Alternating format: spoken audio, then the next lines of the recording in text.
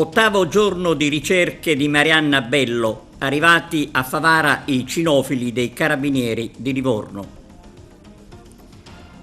Al Niccolò Gallo di Agrigento la Dante Alighieri incontra gli studenti. Nei prossimi 10 anni si prevede il pensionamento di 150.000 medici. La deputata Giovanna Iacono del PD interroga il ministro dell'Ambiente sui gravi danni del maltempo in provincia di Agrigento. Lavori di restauro per la Chiesa dei Riformati, oggi la cerimonia ad Alessandria della Rocca alla presenza del prefetto di Agrigento. Per lo sport un servizio che riguarda Eugenio Corini.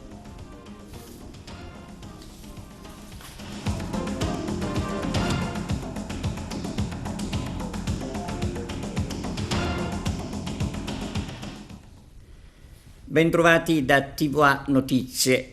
Ottavo giorno di ricerche a Favara di Marianna Bello.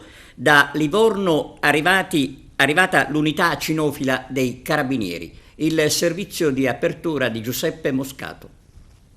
Sono arrivati ieri sera, sono già entrati in azione questa mattina le unità cinofile dei Carabinieri, appositamente arrivate a Favara dalla Toscana per proseguire le operazioni di ricerca di Marianna Bello, la giovane mamma di Favara dispersa dal 1° ottobre in conseguenza del nubifragio che si è abbattuto sull'Agrigentino. I cani molecolari addestrati per operare in situazioni estreme per la ricerca di persone disperse con gli istruttori dei Carabinieri sono arrivati a Favara in via Olanda nel campo base allestito per coordinare le ricerche. Da lì si sono spostati nel vallone per iniziare la loro opera. Contestualmente continua anche il lavoro del robot di AICA che con le sue sofisticate telecamere sta ispezionando la condotta fognaria che dal vallone conduce al depuratore. Non hanno mai smesso la loro azione di ricerca i vigili del fuoco, il personale della protezione civile regionale e del libero consorzio di Agrigento, i volontari che stanno setacciando palmo a palmo il canalone, il vallone e tutti gli anfratti del percorso che arriva a congiungersi con il Fiumenaro. Per tutta la giornata di ieri sono anche entrate in azione le motovedette della Guardia Costiera di Porto Empedocle che hanno perlustrato il tratto di mare dalla foce del Fiumenaro a Licata. Ma di Marianna fino ad ora nessuna traccia. Interrogazione di Giovanna Iacono del PD al ministro dell'Ambiente sul maltempo del 1° ottobre che ha colpito la provincia di Agrigento con gravi danni. Il servizio di Arturo Cantella. Ho presentato un'interrogazione parlamentare indirizzata al Ministro dell'Ambiente e della Sicurezza Energetica per chiedere interventi immediati e concreti a tutela della provincia di Agrigento colpita lo scorso 1° ottobre da un violento nubifragio che ha provocato enormi danni e la tragica scomparsa di una donna. L'interrogazione parlamentare sul dissesto idrologico in Sicilia è stata presentata dalla parlamentare agrigentina onorevole Giovanna Iacono del PD ed evidenzia come la Sicilia, in particolare il territorio agrigentino, resti altamente vulnerabile al dissesto idrogeologico e come le politiche di prevenzione e messa in sicurezza adottate fino ad oggi risultino inadeguate. Nonostante gli annunci continui alla parlamentare agrigentina Iacono e le risorse stanziate, la capacità di programmazione spesa della regione siciliana, a cui è affidata l'attuazione degli interventi, rimane drammaticamente insufficiente. Nel testo la parlamentare Iacono chiede al governo di chiarire quali interventi concreti e già finanziati riguardino la provincia di Agrigento, quali misure urgenti si intendono assumere per proteggere quei tentativi di nuove tragedie. È inaccettabile, prosegue Iacono, che in Sicilia si continui a vivere in condizioni di pericolo reale e quotidiano, mentre il governo concentra la propria attenzione e le proprie risorse sulla grande e dannosa opera del ponte sullo stretto che nulla ha a che vedere con la sicurezza del nostro territorio. La Sicilia, conclude Iacono del PD, non ha bisogno di progetti faraonici, ma di manutenzione ordinaria e straordinaria di opere strutturali concrete e puntuali e in grado di proteggere la cittadina e i cittadini e restituire sicurezza a un territorio fragile. Inizio del nuovo anno pastorale. Domenica 12 ottobre è festa dell'accoglienza alla parrocchia San Nicola di Fontanelle. A partire dalle 10 i fedeli della parrocchia sono invitati dal parroco a portare un fiore con il proprio nome come segno di speranza e di gioia, a seguire la messa delle 11. Traffico in via Cimarra ad Agrigento, malgrado le proteste dal comune, nessuna risposta. Arturo Cantella.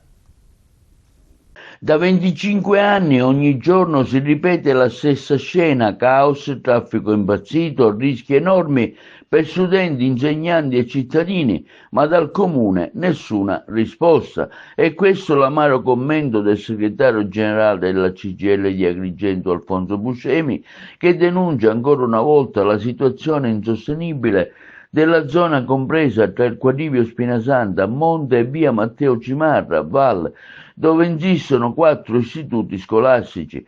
All'uscita della scuola, afferma Buscemi, migliaia di ragazzi e docenti si riversano sulle strade, sia con mezzi propri che con mezzi altrui, mentre i residenti rientrano dal lavoro e i genitori si fermano con le auto lungo la via Mazzini e la via Cimarra per attendere figli. Il risultato? Traffico paralizzato e caos totale. È una situazione assurda, continua Buscemi. Oggi un'ambulanza ha impiegato diversi minuti per riuscire da via Cimarra, bloccata dal traffico. Anche un camion della protezione civile è rimasto fermo per oltre un'ora. Se si fosse trattato di un'emergenza grave, se ci fosse stata in gioco una vita umana. La CGIL di Agrigento accusa quindi l'amministrazione comunale di inerzia e incuranza, ricordando che il problema si ripete da anni senza che mai sia stato elaborato un piano di viabilità o di emergenza per la zona.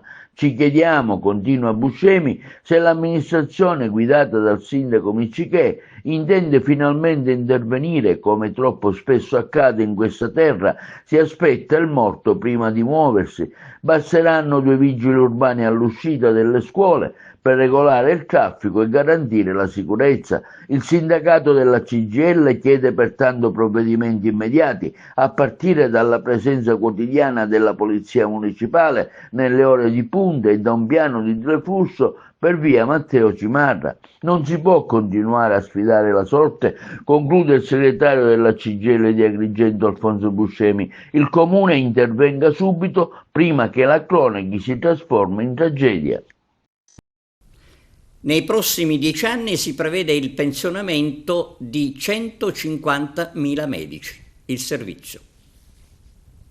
Nei prossimi 10 anni si prevede il pensionamento di 150.000 medici, una vera fuga che potrebbe creare serie difficoltà al già precario sistema sanitario italiano.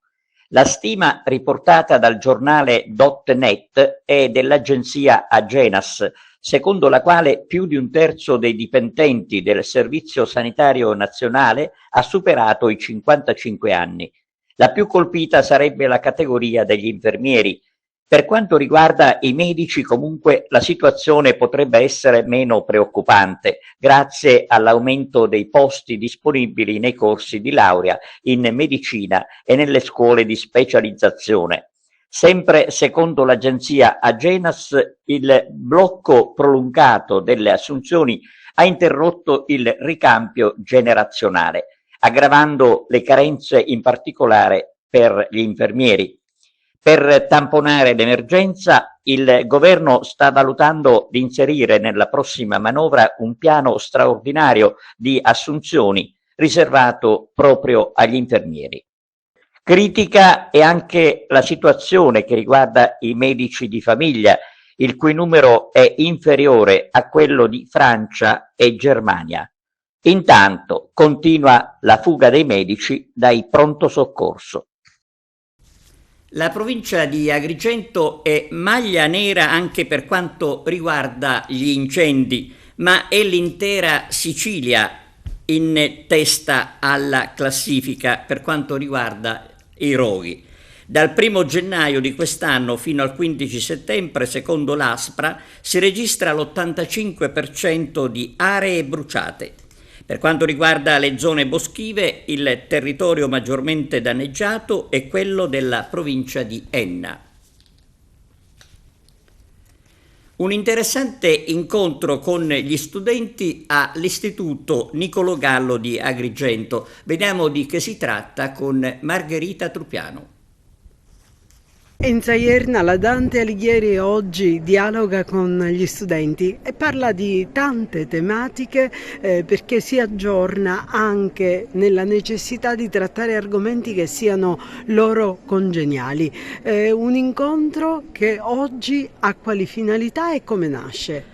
Sì, oggi l'incontro ha una duplice funzione, quella di parlare con i ragazzi e di dare dei riconoscimenti alle scuole che hanno trattato la tematica della pace, della fiducia e della speranza, perché il 2025 era l'anno internazionale proprio su queste tematiche, e poi anche di parlare della cucina italiana nel mondo, perché attraverso l'enogastronomia unita al turismo enogastronomico riusciamo anche a trasmettere la nostra identità. Evidentemente si sta parlando dei prodotti enogastronomici di qualità del nostro territorio, si sta parlando anche della capacità formativa su questo settore da parte della scuola Niccolò Gallo Sciascia di Agrigento, e quindi di quello che i ragazzi possono raggiungere attraverso una formazione sana e preparati. Come lo avete articolato questo incontro? Sì, l'incontro è stato articolato in vari momenti. C'è stato il momento musicale sonoro, anche perché il titolo dell'incontro era Colori, odori, sapori, voci e suoni del nostro territorio, quindi un aspetto musicale sonoro canoro, più un aspetto relativo alla enogastronomia, quindi con relazioni di particolari personalità che hanno competenze in tal senso, e poi anche si è parlato come i prodotti agricoli, i prodotti del nostro territorio possono servire anche nella pittura, perché invece di utilizzare magari colori acrilici o colori diciamo creati, si realizzano dei colori attraverso i prodotti della nostra terra. Giovanna Pisano, dirigente scolastico dell'Istituto Gallo Sciascia, che oggi è impegnato con i propri studenti a parlare di tematiche anche nuove, nel senso che comunque è difficile riproporre tutti questi temi insieme: odori, colori, sapori, musica, la riscoperta dei 5 sensi attraverso uno studio innovativo. Ce ne parli? Sì, grazie alla collaborazione sempre attiva con la sezione di Agrigento della Dante Alighieri, oggi possiamo realizzare questa giornata, che è una giornata di arricchimento culturale notevole, non solo per gli alunni del Gallo Sciascia, ma anche per tante altre scuole della provincia che oggi ospitiamo nel nostro auditorium. È un momento di crescita, è un momento di arricchimento, è un momento molto significativo, perché con questi incontri noi vogliamo dare quel valore aggiunto ai ragazzi che permetta di avere una cultura ampia, che valorizzi tutti gli aspetti del quotidiano e valorizzi tutti gli aspetti e le potenzialità che il nostro territorio agrigentino, il nostro territorio italiano ha. Infatti oggi si parla di Made in Italy, ma si parla di Made in Italy come eccellenza, come possibilità di affermarsi nel mondo grazie alle risorse dal punto di vista del culinario, dal punto di vista artistico, sempre nel rispetto dell'ecosostenibilità che ci caratterizzano. E allora i ragazzi, con questi incontri, noi vogliamo fornire quelle notizie, quelle informazioni, anche quelle curiosità che normalmente tra i banchi di scuola non le colgono, non le apprendono, perché avere un contatto con dei relatori illustri come quelli che oggi si sono alternati nel nostro auditorium o con testimoni privilegiati è sicuramente una grande risorsa. E io voglio aggiungere anche un aspetto che secondo me è di particolare importanza. Noi siamo un polo tecnico professionale, il Gallo Sciascia è questo, è una bella realtà che sta muovendo i primi passi da settembre ad oggi, ma vuole educare, ha come obiettivo la formazione, l'educazione dei ragazzi non solo dal punto di vista tecnico, professionale, quello è insito nell'indirizzo di studi, culturale in senso lato. Noi formiamo delle persone, formiamo dei futuri professionisti del domani che devono avere delle conoscenze approfondite in tutti i campi, nessuno escluso. È una sorta di umanesimo tecnologico che ispira il nostro agire, le nostre programmazioni didattiche. Quindi oggi ancora una volta la nostra scuola vuole rappresentare una realtà, si vuole affermare come una realtà culturale importantissima per la città di Agrigento e per la provincia. L'11 ottobre verrà inaugurata presso il Palazzo di Giustizia di Agrigento la mostra itinerante Sub tutela Dei, il giudice Rosario Livatino. L'evento, moderato dal presidente del Tribunale Giuseppe Melisenta Giampertoni, si terrà nell'aula dedicata al giudice beato. La mostra sarà visitabile tutti i giorni fino al 25 ottobre dalle 9 alle 13 e dalle 15 alle 17.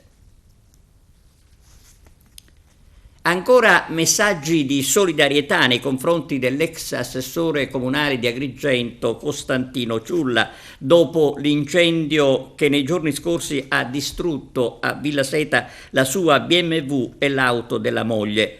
Ad intervenire con un messaggio è stato l'eurodeputato Ruggero Razza. Restauro e messa in sicurezza della Chiesa dei Riformati di Alessandria della Rocca, il servizio di Arturo Cantella. Siamo con il sindaco di Alessandria della Rocca, oggi si dà il via ai lavori di restauro e di messa in sicurezza di questo edificio di culto molto importante e antico qui ad Alessandria della Rocca, finanziato con i fondi del Ministero dell'Interno. Benissimo, ha detto benissimo, ma diciamo che il complesso rappresenta una realtà non solo sul punto di vista architettonico ma anche culturale. Qui la casa del fanciullo e quindi il monastero nel passato ha dato accoglienza a tante ragazze. È passato qui pure un ex presidente, stiamo parlando del presidente della regione, capo di casa, che addirittura ha fatto l'istruzione fino alla scuola media. Poi quando c'è stato pure la tragedia della Valle del Belice, diciamo che ci sono stati gli ospiti ragazzi della Valle del Belice, anche di persone che erano costrette ad emigrare e hanno lasciato i figli qua, quindi la Casa del Fanciullo su questo punto di vista ha avuto un compito sociale non indifferente, e addirittura era organizzata che dopo la scuola c'erano insegnanti che impartivano le lezioni per aiutare e così via. Diciamo che lì c'è una storia molto importante, la domenica c'era un'ala del monastero adibita con un cineproiettore praticamente, quindi ogni domenica tutti i ragazzi venivamo qui a vedere i film e c'era pure un campetto sportivo. Diciamo che sul punto di vista sociale qui i francescani hanno fatto moltissimo. Poi purtroppo con gli anni, la mancanza di vocazione e tutto il resto, un po' l'edificio si è abbandonato. Successivamente sono venute pure le sorelle di clausura per un periodo, ora non c'è più nessuno. Stiamo cercando di riprendere la struttura sul profilo architettonico. Devo dire che c'è un impegno già da parte della provincia. Stamattina abbiamo il piacere di avere qua il vicepresidente che ha preso un impegno quantomeno di mettere in sicurezza con la copertura l'ala che interessa la provincia per evitare ulteriori danni. Questo è diciamo quello che ci siamo prefissati in questo primo momento. Come pensate di utilizzarla quando i lavori saranno finiti e messi in sicurezza? Ma lì ci sarà una concertazione sicuramente con la Curia, perché è un edificio che per metà appartiene alla provincia e metà appartiene praticamente a competenza del FECCHI, quindi è qualcosa che bisogna contestare con le autorità preposte. Noi abbiamo una competenza oggi un po' trasversale perché siamo praticamente l'ente locale che sta seguendo con il RUP i lavori. Devo dire che abbiamo ripreso questo finanziamento grazie alla prefettura proprio all'ultimo momento perché tutto era perso, però devo dire che c'è stato un confronto serrato con la prefettura, devo dire quasi giornalmente, dove il dottore Montana ci ha seguito passo per passo per evitare di perdere il finanziamento, e di questo noi siamo grati veramente alla prefettura per tutto quello che ha fatto. Prefetto, oggi si inaugura un importante edificio del culto grazie a dei fondi del Ministero degli Interni e anche al suo impegno costante insieme a quello del Sindaco nel realizzare l'opera. Sì, il Ministero dell'Interno è molto attento e soprattutto vigile nelle opere di restauro del proprio patrimonio. Oggi purtroppo non inauguriamo, però è la posa della prima pietra, quindi una progettualità anche importante con ripeto, i finanziamenti del Fondo Edificio Culti. Quindi si va un po' così a valorizzare un patrimonio del territorio, che poi è un patrimonio che viene restituito alla collettività. Oggi la collettività è qui presente, partecipa, ma proprio perché lo spirito di queste progettualità è quello di rendere compartecipi tutti i concittadini, quindi non solo rendere fruibile un patrimonio del territorio, ma soprattutto rendere partecipe il territorio a questa valorizzazione, processi di valorizzazione del patrimonio locale. Quindi è un momento molto, molto particolare, importante, che contrassegna per il comune di Alessandria della Rocca un momento di partecipazione. Le istituzioni sono presenti, come il sindaco ha rappresentato, la prefettura ha curato sin dall'inizio, perché io ringrazio i miei collaboratori in prefettura che mi hanno un po' istradato sulle attività che la prefettura ha posto in essere, e soprattutto il confronto proprio diretto con i miei collaboratori, con l'individuazione del RUP, che è stata appunto una attività molto molto complessa e che fortunatamente ci ha portato all'individuazione del professionista, e quindi questo oggi fa sì che si può cominciare ad avviare l'iter realizzativo di quest'opera importante, che ha un finanziamento pure importante. Quindi questo è il motivo per il quale oggi io mi trovo qui presente, quindi non solo per rappresentare il Ministero dell'Interno, quindi finanziatore dell'opera, ma soprattutto per condividere col territorio questo fondamentale momento, quindi di restituzione poi come ho detto, di un patrimonio alla collettività. L'immobile è in parte di vostra proprietà, come diceva poco fa il sindaco. Ecco, quali sono gli obiettivi che pensate di realizzare una volta che sarà ristrutturato? Allora, già poco fa, come mi anticipava il sindaco, occorre innanzitutto una messa in sicurezza del tetto, perché abbiamo delle infiltrazioni d'acqua all'interno dei locali, e quindi la prima opera che cercheremo di fare a breve è ripristinare il tetto. Poi vediamo di intercettare qualche somma da parte della regione, qualche finanziamento anche con i fondi provinciali stessi, e vedere poi di restaurare l'intero immobile in maniera tale da potersi praticamente proseguire dopo il restauro del convento e restaurare pure la struttura di competenza nostra, in maniera tale da avere dei locali competenti e all'avanguardia. Come ho anticipato, già ho detto al sindaco che a breve organizzeremo un tavolo tecnico in provincia dove faremo partecipare il dirigente di Carlo e il responsabile della manutenzione, il geometra Mallia, in maniera tale da poter programmare una messa in sicurezza del tetto come primo intervento principale. Sì, quando vengo a casa, io sono cresciuto in questo luogo perché sono di Alessandria della Rocca. Questo luogo è il luogo dove sono stato battezzato, ho fatto la prima comunione, ho detto la prima messa, e quindi ecco, è per me familiare. È un convento molto antico perché è stato costruito nel 1600, ha avuto i frati fino al 95, poi è stato chiuso, però ecco, questo luogo è sicuramente stato un vivaio di fede, un vivaio di carità, perché ospitava anche un orfanotrofio negli anni del terremoto del Belice. Ecco, ora che viene recuperato, quale sarà la tua finalità? Non lo so perché io non sono qui in veste di paesano, quindi non lo so, questo l'amministrazione sicuramente saprà dare la giusta valorizzazione a questo luogo. Naturalmente per oggi è una giornata importante perché è da 30 anni che insieme a me e anche queste giovani si prendono cura della chiesa del convento, e quindi è un obiettivo importante quello che si va a realizzare oggi, il restauro insomma di diversi punti della chiesa del convento, e le signore sono sempre prese cura di questa chiesa quasi giornalmente per mantenere il decoro, e quindi anche loro vanno i loro complimenti. Ecco. Lei rappresenta la? Naturalmente la chiesa del convento e la comunità francescana.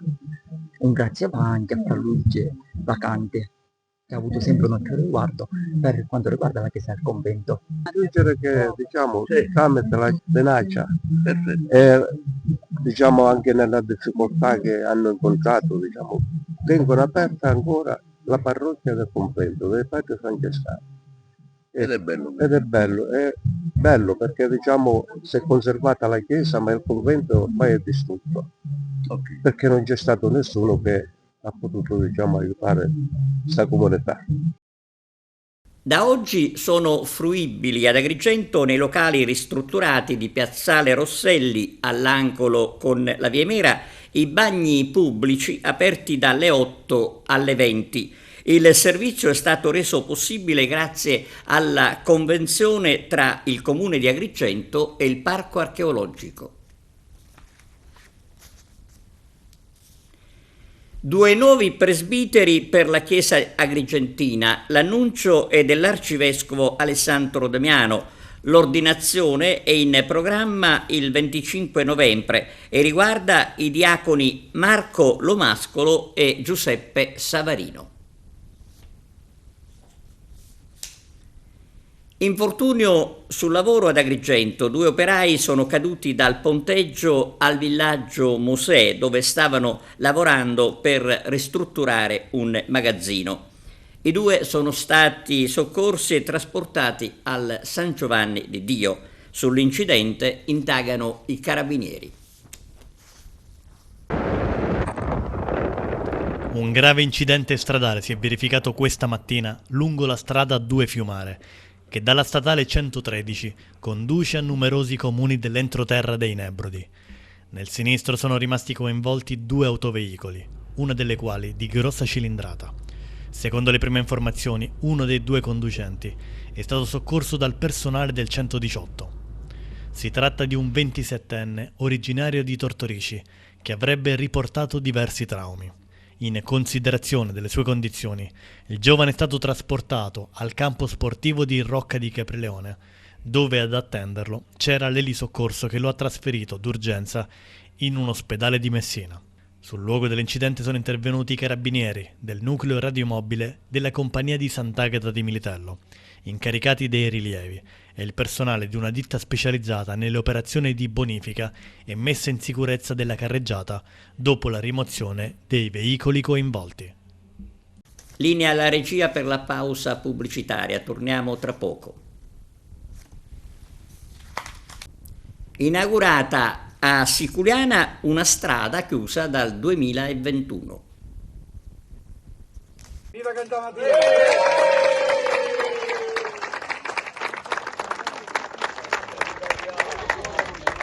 È un grande giorno di festa, per l'intera comunità, e io in questa occasione voglio ringraziare quanti hanno potuto, come dire, contribuire per la realizzazione di questa straordinaria opera. Io ricordo benissimo il 21 novembre 2021, ricordo ancora le paure, le preoccupazioni di chi in quel momento ha dovuto abbandonare di punto in bianco la propria abitazione. E ricordo pure la fatica per portare avanti un progetto che non è solo riguardante gli abitanti di Cantamatino, ma è una via di fuga e quindi un'arteria fondamentale per il comune di Siculiana. Oggi si realizza un qualcosa di straordinario. Dopo 6 mesi dalla frana siamo riusciti a far rientrare nelle proprie case tutte le famiglie e finalmente oggi la viabilità viene ripristinata. Voglio ringraziare la prefettura, la protezione civile, l'autorità di bacino, il genio civile, perché è stato un lavoro di sinergia che insieme alla mia amministrazione e al comitato che si è appositamente costituito di Candamatino abbiamo promosso e portato avanti. Davvero sono soddisfatto, è uno dei giorni più belli da sindaco e quindi sono davvero molto emozionato perché veramente è una grande festa della mia comunità oggi. La Sicilia fa scuola è un messaggio forte e chiaro che è rivolto a tutti i dirigenti scolastici, all'ufficio scolastico regionale per condividere con loro che materialmente ogni giorno entrano in classe con i ragazzi un'esperienza che serve a qualificare l'attività scolastica e l'attività formativa. Noi ci stiamo impegnando nel realizzare una serie di programmi e vogliamo utilizzare lo strumento dei risanamenti dei conti alla Regione per mettere qualcosa che possa, come dire, lasciare il segno sul territorio. Per fare questo vogliamo ascoltare tutti i presidi siciliani per raccogliere da loro le idee, le proposte, le iniziative, i suggerimenti che ci vogliono dare. Oggi inauguriamo l'anno scolastico per la provincia di Siracusa alla presenza dell'assessore regionale Mimmo Turano e iniziamo proprio da Siracusa. Iniziamo questa serie di incontri che mi fa piacere appunto siano stati intitolati La Sicilia fa scuola. Al di là del significato letterale della frase, mi piace immaginare che La Sicilia fa scuola sia una metafora per dire che la regione siciliana crede nella scuola, investe nella scuola ed è questo il messaggio che da oggi appunto da questo autorevole tavolo vogliamo appunto lanciare. Questa serie di investimenti, questi serie di progetti che la Regione intende mettere in campo e che apriranno appunto nuovi orizzonti e speriamo appunto possano rappresentare il volano per un'istruzione sempre più all'avanguardia e diciamo al passo coi tempi. Siamo allo sport con un servizio da Palermo che riguarda l'ex allenatore della squadra del Palermo, appunto Eugenio Corini. Vediamo. Avevo voglia di tornare, avere la possibilità di dire le mie cose con grande serenità. È una bella occasione per farlo di presenza per me è ancora più importante che invece una fredda intervista su un giornale. Ho accolto l'invito che mi è stato proposto molto volentieri e con la voglia di venire, di fare due chiacchiere, tornare in una città che comunque sapete bene quanto ci tengo, in un momento molto positivo per il Palermo, comunque meglio di così non poteva essere. Non è stato sempre facile, ma penso che è stato fatto un lavoro in profondità per far sì che il Palermo tornasse a essere competitivo, creare le basi per un futuro importante, con la consapevolezza di essere in un gruppo, in una società che aveva le potenzialità per far tornare il Palermo dove merita di essere, e ho fatto quello che per me è stato un lavoro di istituzione molto importante, assumendomi tutte le responsabilità del caso, ma l'ho fatto con l'orgoglio di qualcuno che vuole veramente bene al Palermo e mi sono assunto una grande responsabilità, lo rifarei, nonostante probabilmente non era il momento giusto per vincere subito, ma era un momento di passaggio per creare le basi per poterlo fare. Quello che era l'obiettivo che ci eravamo prefissi il primo anno, quella che era la crescita sul secondo anno, che era quello di sempre provare a vincere, ma era quello che c'era bisogno di certi passaggi, capire certi giocatori come si adattavano alla piazza di Palermo.